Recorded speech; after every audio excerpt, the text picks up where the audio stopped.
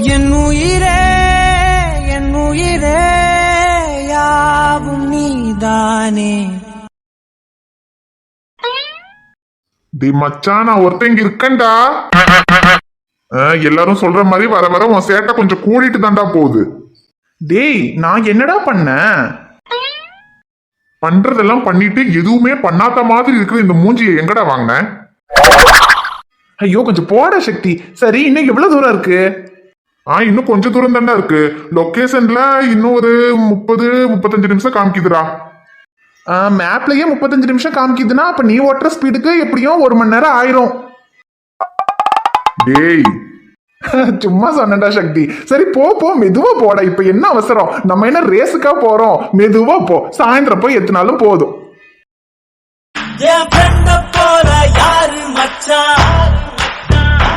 டேய், கதிரண்ண கால் பண்றாருடா. என்னவா இருக்கும்? எடுத்து பேசு. அண்ணா சொல்லுங்கண்ணே. சக்தி, அங்க ஐஷுவும் ஷமீரும் அந்த ஆசிரமத்துல இருந்த விஷயம் ராகேஷ்க்கு தெரிஞ்சு போச்சு. அவன் அங்க வந்திருக்கான். ஆனா ஒன்னும் பிரச்சனை இல்லைன்னா நாங்க அங்க இருந்து கிளம்பிட்டோம். இப்போ நீங்க சொன்ன அந்த கிட்டு மாமா வீட்டுக்கு தான் போய்கிட்டு இருக்கோம். ஓகே சக்தி. ஆனா நீங்க அங்க இருந்து கிளம்பும் போது அவன் பாத்துட்டானா என்னன்னு தெரியல. எதுக்கும் அவன் வண்டி பின்னால வருதா என்ன கொஞ்சம் செக் பண்ணிட்டு போங்க சக்தி. ஏன்னா அவங்களை ஃபாலோ பண்ணிட்டு வந்தானா அதுக்கப்புறம் கிட்டு மாமா வீட்டையும் அவன் கண்டுபிடிச்சிருவான். அதுக்கப்புறம் ஐஷோ ஷமீரும் அங்கதான் தங்குறாங்கன்னு தெரிஞ்சதுன்னா அங்க வந்து பிரச்சனை பண்ணுவான். அதுக்காக தான் சொல்றேன், எதுக்கும் கொஞ்சம் கேர்ஃபுல்லா இருங்க. சரிங்க, நாங்க பாத்துக்கிறோம். டே மச்சான், அப்ப நம்ம கிளம்பும் போது அந்த ராகேஷ் பாத்துருப்பானா? தெரியலடா. அவன் வண்டி உனக்கு தெரியும்ல, பின்னால அவன் வண்டி எதுவும் வருதான்னு பாரு. இருடா. டேய், என் கண்ணிலேயே மண்ணத்தை விட்டு எஸ்கேப் ஆக வாடா பாக்குறீங்க? விட்டுருவேனா நானு? புடிச்சிட்டேன்ல. என் கிட்ட இருந்து நீங்க எங்கேயுமே தப்பிக்க முடியாதுடா. ஐஷுக்கு எதுவுமே ஞாபகத்துக்கு வரத வரைக்கும் எந்த பிரச்சனையும் இல்ல, உன் கூட வந்து சேர மாட்டான்னு நினைச்சுக்கிட்டு இருந்தேன். ஆனா இப்போ அவளுக்கு ஞாபகத்துக்கே வரலனாலும் எப்படியோ பேசி மயக்கி அவளை உன் கூட கூட்டிட்டு போயிட்டல. விட மாட்டேன்டா. ஐஷு எனக்கு தான். நீ எப்படிதான் பேசி அவளை கூட்டிட்டு போயிருந்தாலும் நான் வந்ததுக்கு அப்புறமா அவ எப்படி என் கூட வராம இருக்கான்னு நான் பாக்குறேன். வந்துட்டேன்டா, பக்கத்துல வந்துட்டேன். இப்ப உன்னை பிடிக்கிறனா இல்லையான்னு பாடுறா. ஐயோடி மச்சான், அவன் வண்டி பின்னால தானே வந்துகிட்டு இருக்கு. ஐயோ, ராகேஷ் வந்துகிட்டு இருக்கானா? நம்மள புடிச்சிட்டானா அவ்வளவுதான். ஐயோ சிஸ்டர், பயப்படாதீங்க சிஸ்டர், கொஞ்சம் இருங்க. டி மச்சான், என்னடா யோசிச்சுக்கிட்டு இருக்க? என்னடா பண்றது இப்போ? இதுக்கு தான் நான் அப்பவே சொன்னேன், என்ன வீட்ல கொண்டு போய் விடுங்கன்னு. இப்ப தேவையில்லாத பிரச்சனை. ஐஷு, கொஞ்சம் சும்மா இரு. அவன் நம்மள பிடிக்க மாட்டான். டி மச்சான், நானே ஏதோ அரகுறையா ஓட்டிக்கிட்டு இருக்கேன்டா. நான் ஓட்டுற ஸ்பீட்ல போனா அவன் புடிச்சிருவான்டா. டேய், அதெல்லாம் ஒன்னும் பிடிக்க மாட்டான்டா. நான் சொல்ற மாதிரி நல்லா அடிச்சு ஓட்டு. அடிச்சு ஓட்டவா? டேய், அடிச்சு ஓட்டுறதுக்கு இதெல்லாம் மாட்டு வண்டியாடா? ஐயோ டேய், நான்லாம் ஓட்டினா அவன் புடிச்சிருவான்டா. மச்சான், வேற வழியே இல்ல, நீ வந்து ஓட்டுறா. சரி சரி, டென்ஷன் ஆகாத. தள்ளு, நான் ஓட்டுறேன்.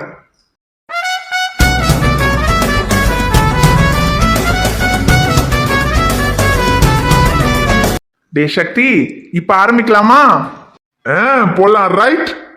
நாடின் நன்மகனே பொன்மகனே முத்தாயவனே மின்னும் சூரியனும் சந்திரனும் முன்னாயவனே காலம் காத்து வச்ச ரட்சகனே சம்ஹாரகன் எங்கை கண்ணனாய் வந்தவனே பயமே மாறி போனி அண்ணன் வந்தால் கும்பிட்டு நெல்லு இருட்டில் சிட்டி வாழும் ராஜாவுக்கு எல்லாரும் சொல்லு இவனே தொழுவானா என்னும் ஜன திரட்ட காலம் எடுத்து வச்சால் சொர்க்கம் போலும் மண்டர் வேல்டு இன்னும் மினட்டி அண்ணன் தனி நாடன் கோலம் அல்லும் மினட்டி இன்னும் மினட்டி.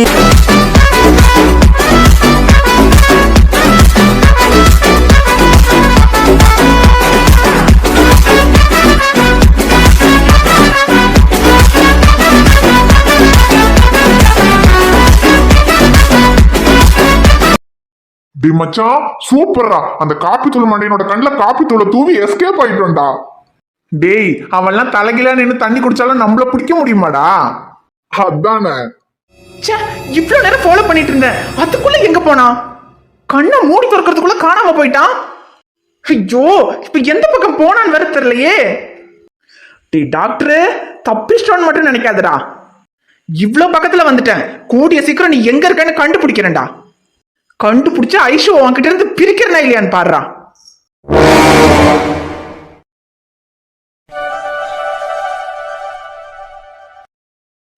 வாங்க வாங்க. பட்டுக்கா, அமுதா போன் பண்ணி சொல்லியிருப்பாங்க. இவன் தான் ஷமீர், அவங்க தான் ஐஸ்வர்யா. இவங்க தான் கொஞ்ச நாளைக்கு உங்க வீட்டுல இருக்க போறாங்க. எல்லாம் அமுதா ஃபோன் பண்ணி சொல்லியிருக்கு. ஷமீர் குட்டனா ஐஷுமோளும் இங்க வரும், கொஞ்ச நாளைக்கு இருக்குண்டு. எல்லாம் ஒன்றும் பிரச்சனை இல்லை. கொஞ்ச நாள் என்னத்துக்கு, எவ்வளவு நாள் வேணா இருக்கட்டும், எங்களுக்கு சந்தோஷம்தான். ரொம்ப நன்றிக்கா. அட நன்றி எல்லாம் என்னத்துக்கு, எங்களுக்கு கதிரும் அமுதாவும் எப்படியோ அதுபோலதான் நீங்களும். அதனால நீங்க இங்க கொஞ்ச நாளைக்கு இல்ல, எத்தனை நாள் வேணா இருக்கலாம், எங்களுக்கு எந்த பிரச்சனையும் இல்லை, எங்களுக்கு சந்தோஷம்தான். அது மட்டும் இல்ல, எங்க வீட்டுல ஞானும் அந்த கிட்டு மாமாவும் மாத்திரம் தான் இருக்கும். ஒராள் மூஞ்சி ஒராள் பார்த்து பார்த்து மதியாய்.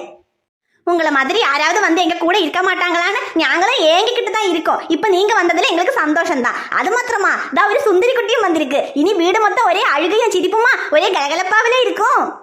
எடி பட்டும், நீ ராமாயணம் சொன்னது மதியடி. வந்தவங்கள வெளியே நிக்க வச்சு பேசிக்கிட்டு இருக்க, உள்ள கூட்டிட்டு போடி. சரி சரி கிட்டு மாமா, அவங்க வந்த சந்தோஷத்துல என்ன பண்றதுன்னு ஒன்னும் புரியல. சுந்தரி குட்டி நல்ல உறக்கம். ஐஷுமோளே உள்ளவா. ஷமீர் குட்டா, சக்தி குட்டா, நீங்களும் வாங்க.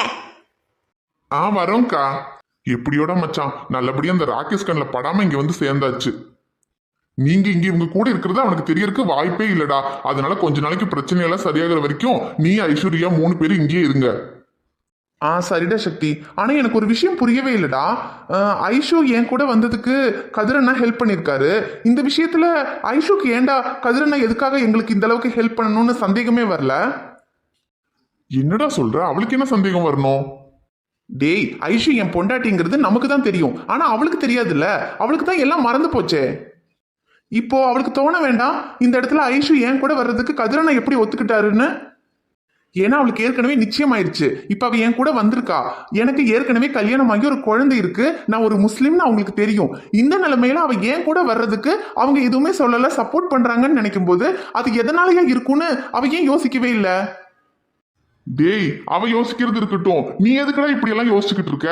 ஒருவேளை உன் கூட வந்த டென்ஷன்ல அதெல்லாம் யோசிக்காம விட்டுருப்பா. டேய், நான் சொல்றது உனக்கு புரியலையா? அவளுக்கு எதுவுமே ஞாபகத்துல இல்லைன்னா அப்ப கதிரனாவும் அமுதாவும் எங்களுக்கு ஹெல்ப் பண்றாங்க, அது எதுக்காக ஹெல்ப் பண்றாங்கன்னு அவ ஏன்டா யோசிக்கல? ஐயோ, அவ ஏன் யோசிக்கலன்னு என்கிட்ட வந்து கேட்டா எனக்கு எப்படிடா தெரியும்? நீ என்ன டாக்டரா இல்ல போலீஸா?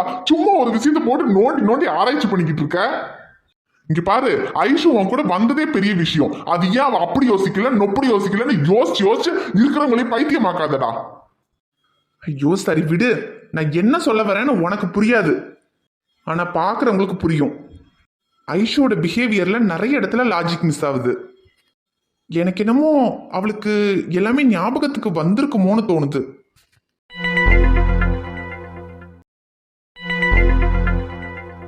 ஐயோ, டைம் வேற ஆகவே மாட்டேங்குது. எப்பதான் 5 மணி ஆகும் வீட்டுக்கு போலான்னு பார்த்தா இன்னைக்குன்னு பார்த்து இந்த டைம் ஓடி தொலைய மாட்டேங்குது. இந்த நாளுக்காக தானே இத்தனை நாள் காத்துட்டு இருந்தோம். எங்க சீதா கடைசி வரைக்கும் நம்மள புருஷனா ஏத்துக்கவே மாட்டாளோ? பேருக்கு மட்டும்தான் புருஷனா இருக்கணுமோன்னு நினைச்சோம். ஆனா பரவாயில்ல, இவ்வளவு சீக்கிரம் மனசு மாறுவான்னு நினைக்கல. ஐயோ, ஆக்க பொறுத்தவனுக்கு ஆற பொறுக்காதுன்ற பழமொழியே கேள்விதான் பட்டிருக்கேன். ஆனா இன்னைக்கு தான் அனுபவிக்கிறேன். 5 மணி எப்ப ஆகும்? பேசாம நம்மளே இந்த வாட்ச்ல 5 மணியை திருப்பி விட்டுட்டு வீட்டுக்கு போயிடலாமா? சே, ஏன்டா ஆர்வ குளர்ல இப்படி லூஸ் மாதிரி பேசிக்கிட்டு இருக்க? சார். வாங்க மாரிமுத்தண்ண, சொல்லுங்க. சார், அந்த ஆக்சிடென்ட் கேஸ் விஷயமா அந்த லாரி டிரைவருங்களை பிடிச்சி விசாரிக்கணும்னு சொன்னோம்ல சார், அதுக்கு என்ன சார் பண்றது? அவங்க ஏதாவது கேஸ்ல மாட்டுவானுங்களான்னு நானும் வாட்ச் பண்ணிக்கிட்டே இருந்தேன். ஆனா அப்படி எதுலையுமே மாட்ட மாட்டேங்கிறானுங்களே சார். இல்லன்னா அது எப்படி மாட்டாம போவானுங்க? அவனுங்களே ஃப்ராட் பசங்க. நிச்சயமா எதுலயாவது மாட்டுவானுங்க. ஒரு சின்ன விஷயம் கிடைச்சா போதும், அவனுங்களை புடிச்சு உள்ள போட்டு நல்லா முட்டிக்கு முட்டி தட்டி உண்மையை வர வச்சிடலாம். சரிங்க சார், நான் பாக்குறேன். அப்புறம் சார், 1 மாசத்து கேஸ் ஃபைல் எல்லாம் கொஞ்சம் பெண்டிங்கா இருக்கு. அது எல்லாத்தையும் கொஞ்சம் செக் பண்ணிட்டீங்கன்னா அதை கட்டி அங்க குடோன்ல கொண்டு போய் வச்சிருவேன். ஆனா அது இன்னைக்கு என்னால செக் பண்ண முடியாதுண்ணே. இன்னைக்கு 5 மணி வரைக்கும் தான் டைம் இருக்கு. 5 மணிக்கு அப்புறம் நான் வீட்டுக்கு போயிருவேன். அதுக்கப்புறம் அதை நாளைக்கு பாத்துக்கலாண்ணே. என்ன சார் அதிசயமா இருக்கு? ஏதாவது வேலை இருக்கு அப்படின்னா 5 மணி இல்ல ராத்திரி 10 மணி ஆனாலும் இருந்து முடிச்சுட்டு தான் போவீங்க. இன்னைக்கு என்னடானா 5 மணிக்கே வீட்டுக்கு போகணும்னு சொல்லிக்கிட்டு இருக்கீங்க. அது ஒண்ணும் இல்லைண்ணே, இன்னைக்கு 5 மணிக்கு வீட்டுக்கு போகணும்ண்ணே. இன்னைக்கு ஒரு முக்கியமான நாள். அப்படியே சார்? அப்படி என்ன முக்கியமான நாள் சார்? ஏன்னா எப்பவுமே தீபாவளி பொங்கல் பண்டிகை நாள் வந்தா கூட வீட்டுக்கு போக மாட்டீங்க, வேலை தான் முக்கியம்னு இருப்பீங்க. ஆனா இன்னைக்கு 5 மணிக்கெல்லாம் போகணும்னு சொல்றீங்கன்னா அப்ப நிச்சயமா எல்லாத்தையும் விட ரொம்ப முக்கியமான நாளா தான் இருக்கும். என்ன சார், இன்னைக்கு மேடம்க்கு எதுவும் பிறந்த நாளா? ஐயோ அண்ணே, பிறந்த நாளெல்லாம் இல்லைண்ணே, அதை விட ரொம்ப ரொம்ப முக்கியமான நாள். நான் ரொம்ப நாளா காத்துக்கிட்டு இருந்த ஒரு நாள்ண்ணே. அது என்ன ஏதுன்னு இப்ப கேட்காதீங்கண்ணே. அது நல்லபடியா முடியட்டும். அதுக்கப்புறம் நான் உங்களுக்கு நாளைக்கு வந்து சொல்றேன். சரிங்க சார். ஆனா உங்க முகத்துல இருக்கிற சந்தோஷத்தை பார்க்கும்போதே தெரியுது சார், ஏதோ பெரிய விஷயமா தான் இருக்கும்னு. அது எதுவா இருந்தாலும் நல்லபடியா முடியும் சார், நீங்க ஒன்றும் கவலைப்படாதீங்க. அப்புறம் நீங்க இன்னைக்கு 5 மணிக்கு கிளம்பிடுங்க சார், அதுக்கப்புறமா நான் பாத்துக்கிறேன். சரிங்க சார். அப்ப நீங்க 5 மணிக்கு போறதுக்குள்ள நான் போய் அந்த லாரி டிரைவருங்க ஏதாவது கேஸ்ல மாட்டுவானுங்களா என்னன்னு போய் பார்த்துட்டு வாட்ச் பண்ணிட்டு வந்துடுறேங்க சார். அதுக்கப்புறம் நீங்க 5 மணிக்கு கிளம்பிடுங்க சார். சரிங்கண்ணே. 5 மணிக்கு லேட் பண்ணிடாதீங்கண்ணே. கரெக்டா வந்துருங்க. நீங்க வந்ததுக்கு அப்புறம் தான் நான் போக முடியும். ஐயோ சார், நீங்க இவ்வளவு முக்கியமான விஷயம் போயே ஆகணும்னு சொன்னதுக்கு அப்புறம் நான் லேட் பண்ணுவேனா? அதெல்லாம் இல்ல சார். எவ்வளவு பெரிய விஷயமா இருந்தாலும் சரி 5 மணிக்கு நான் டான் ஸ்டேஷன்ல இருப்பேன் சார், நீங்க கிளம்பிடலாம். சரிங்கண்ணே. சரி, அப்ப போயிட்டு சீக்கிரமா வாங்க. சரிங்க சார், நான் வந்துடுறேன்.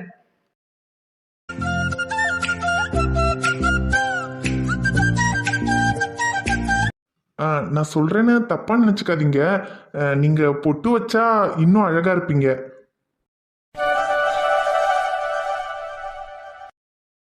அரவிந்த், இதுக்கப்புறம் என் வாழ்க்கையில ஒவ்வொரு சின்ன சின்ன விஷயம் கூட உங்களுக்கு பிடிச்ச மாதிரி தான் இருக்கணும். இவ்வளோ நாள் கஷ்டப்படுத்தினதுக்கெல்லாம் சேர்த்து நீங்க போதும் போதும்னு சொல்ற அளவுக்கு உங்களை நான் லவ் பண்ணணும். ஆனா அரவிந்த், இவ்வளோ நாள் நான் உங்களை ஒதுக்கி வச்சது கூட உங்களை பிடிக்காம இல்லை, எனக்கு உங்களை ரொம்ப பிடிக்கும். உங்களை மாதிரி ஒருத்தரை என் வாழ்க்கையில் எனக்கு புருஷனா அந்த கடவுள் கொடுத்ததுக்கு அந்த கடவுளுக்கு நான் நன்றி தான் சொல்லணும். ஆனா நான் எதுக்காக உங்களை அவாய்ட் பண்ணேன்னா, ஏற்கனவே ஒருத்தனை நல்லவன்னு நம்பி அவன்கிட்ட என் வாழ்க்கையை முழுசா பறி கொடுத்துட்டேன். அவன் என்னை ஏமாத்திட்டு போனப்பவே செத்துறணும்னு தான் முடிவு பண்ணேன். ஆனா என்னை சாக விடாம தடுத்தது என் வயித்துல இருந்த தீரன் தான். அதுக்கப்புறம் என் வாழ்க்கையில வேற எந்த ஒரு ஆம்பளைக்கும் இடம் இல்லை. என் பையன் தீரனுக்காக மட்டும்தான் நான் வாழணும்னு முடிவு பண்ணேன். ஆனா நீங்க என் வாழ்க்கையில வந்ததுக்கு அப்புறம் எங்க என்ன அறியாமையே நான் உங்களை விரும்பிடுவேணும்னு எனக்கு பயமா இருந்துச்சு.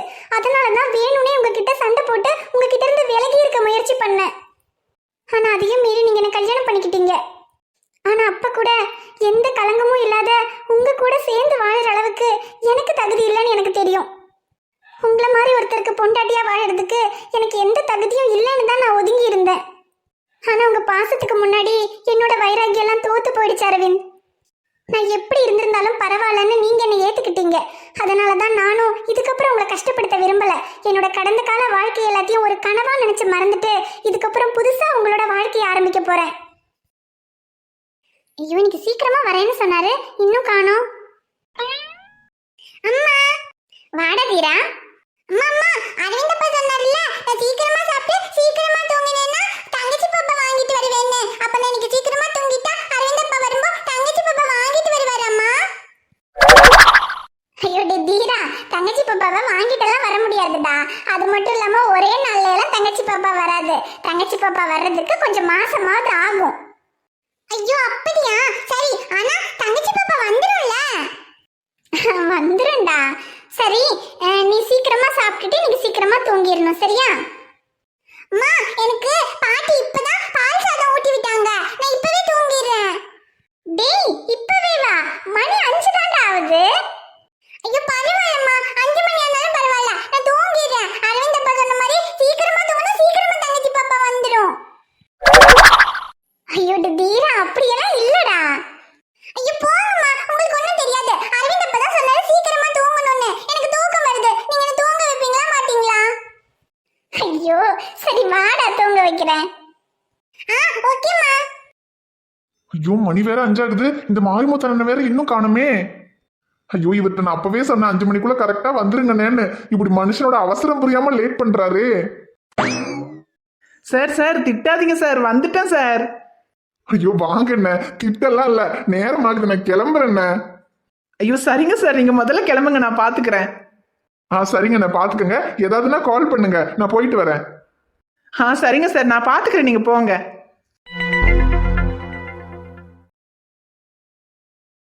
இவ்வளோ நேரம் ஆகி இன்னும் காணோம். இன்னைக்குன்னு பார்த்து லேட் ஆயிருமோ? சரி, எதுக்கும் ஒரு ஃபோன் பண்ணி பார்க்கலாம். ஹலோ அரவிந்த். சொல்லு சீதா. ஒன்றும் இல்லை, நீங்கள் இவ்வளோ நேரம் ஆகியும் காணோம். அதான் வேற ஏதாவது வேலை இருக்கா என்னன்னு கேட்கலான்னு கூப்பிட்டேன். என்னது வேலையா? நீ வேற 5 மணி எப்படா ஆகும், எப்ப வரலான்னு காத்துக்கிட்டு இருந்தேன். ஐயோ சீதா, இந்த 5 மணி ஆக்குறதுக்கு நான் பட்ட பாடு எனக்கு மட்டும்தான் தெரியும். 5 மணிக்கு மேல எனக்கு அவார்டே கொடுத்திருந்தாலும் வேண்டான்னு சொல்லிட்டு வந்திருப்பேன். சிரிக்காத சீதா, நீ பாட்டுக்கு காலையில சும்மா இருந்தவன உசுப்பேத்தி விட்டு அனுப்பிட்ட. நீ எதுவும் சொல்லாம இருந்தா கூட எனக்கு தெரிஞ்சிருக்காது. அது இதையும் சொல்லி என் மனசை கெடுத்துட்டு கடைசியில இப்ப சிரிச்சிட்டு இருக்கியா? இரு வரேன், வந்து வச்சுக்கிறேன் உன்ன. சீதா, நான் இப்பவே சொல்றேன், வரும்போது ரெடியா இருக்கணும். அப்புறம் கடைசியில அத்தை இருக்காங்க, தீரன் இருக்கான், அது இதுன்னு ஏதாவது சாக்கு சொன்னேன். ஆமா, தீரன் எங்க? அவன் என்ன பண்ணிக்கிட்டு இருக்கான்? அதெல்லாம் ஒன்றும் நீங்க கவலைப்படாதீங்க. நீங்க காலையில சீக்கிரமா தூங்குனதா தங்கச்சி பாப்பா வரும்னு சொல்லிட்டீங்களா? அவன் அதையே பிடிச்சிக்கிட்டான். 5 மணி தான் ஆயிருக்கு, அதுக்குள்ள எனக்கு தூக்கம் வருதுன்னு படுத்து தூங்கிட்டான். அப்படியா? பரவாயில்ல, என் பையன் என்னை விட கண்ணாதான் இருக்கான். சரி, நான் வந்துகிட்டே இருக்கேன். இன்னும் 10 நிமிஷத்துல அங்க இருப்பேன். சரியா? சரி அரவிந்த், சீக்கிரமா வந்துருங்க.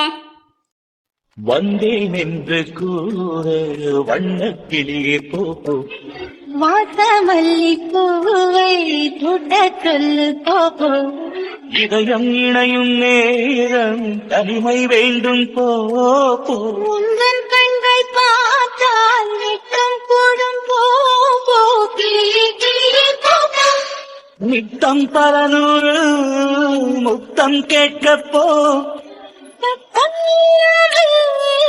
ஜன்னல் சாத்தி போ விழிகள் அமுதமழை இனி ஒரு பிரிவு இல்லை உறவுகள் நெறிகள். ஹாய் ஃப்ரெண்ட்ஸ், எல்லாரும் எப்படி இருக்கீங்க? நிச்சயமா நலமா இருப்பீங்கன்னு நம்புறோம். இந்த வீடியோ உங்களுக்கு பிடிச்சிருந்தா மறக்காம வீடியோவுக்கு ஒரு லைக் போடுங்க. வீடியோவை பத்தின கருத்தை மறக்காம கமெண்ட்ல சொல்லுங்க. வீடியோவை உங்க ஃப்ரெண்ட்ஸுக்கும் ஃபேமிலிக்கும் ஷேர் பண்ணுங்க. சேனலை இன்னும் நீங்க சப்ஸ்கிரைப் பண்ணாம பாத்துக்கிட்டு இருந்தீங்கன்னா மறக்காம சப்ஸ்கிரைப் பண்ணிட்டு பாருங்க. நாங்க உங்களை நாளைக்கு பார்க்க வரோம். Bye friends. பை.